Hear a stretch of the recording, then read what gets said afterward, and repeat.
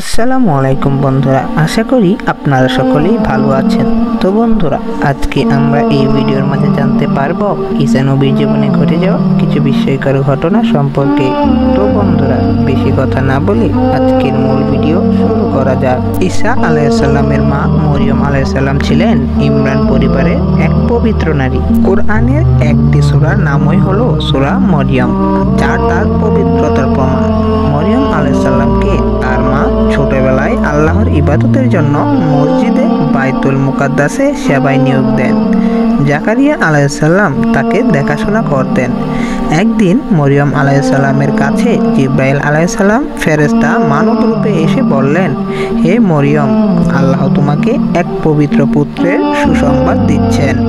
তিনি বিস্মিত হয়ে জিজ্ঞেস করলেন, কিভাবে আমার সন্তান হবে? আমার তো এখনো বিয়েই হয়নি। উত্তরে এলো, এটা আল্লাহর জন্য খুবই সহজ। এভাবেই পিতা ছাড়া ঈসা আলাইহিস সালাম অলৌকিক জন্ম ঘটে। এটি ছিল মহান আল্লাহ তাআলার কুদরতের নিদর্শন। যেমন আদম আলাইহিস সালামকে মহান আল্লাহ তাআলা মা বাবা ছাড়াই সৃষ্টি করেছিলেন। জন্মের পর মরিয়ম আলাইহিস সালাম সন্তানকে কোলে নিয়ে ফিরে এলেন। লোকেরা অপবাদ দিতে শুরু করলো। তখন ঈসা আলাইহিস সালাম দোলনায় থাকা অবস্থাতেই কথা বললেন, আমি আল্লাহর বান্দা, তিনি আমাকে কিতাব দিয়েছেন, আমাকে নবী বানিয়েছেন। এই অলৌকিক ঘটনায় লোকেরা স্তব্ধ হয়ে যায়।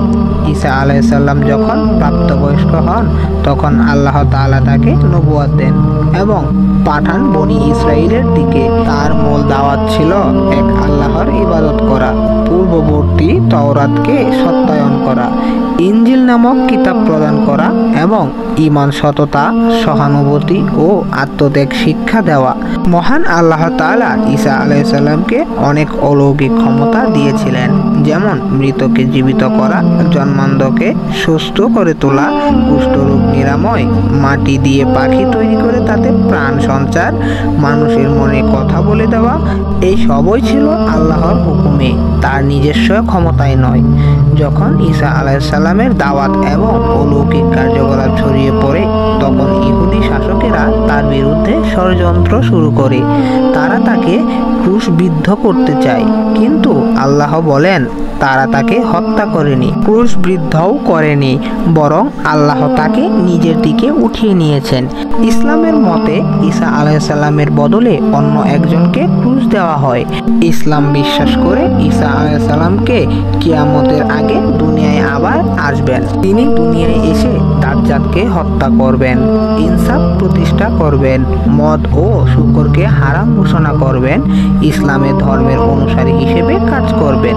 তিনি প্রমাণ করবেন তিনি ছিলেন আল্লাহর বান্দা ও নবী, কোনোভাবেই ঈশ্বর বা ঈশ্বরের পুত্র নন। দ্বিতীয় আগমনের পর তিনি সাধারণভাবে মৃত্যুবরণ করবেন। মুসলিমরা তার জানাজা পড়বে। এরপর তিনি জান্নাতে প্রবেশ করবেন আল্লাহর প্রিয় নবী হিসেবে। তো বন্ধুরা, এই ছিল আমাদের আজকের মূল ভিডিও।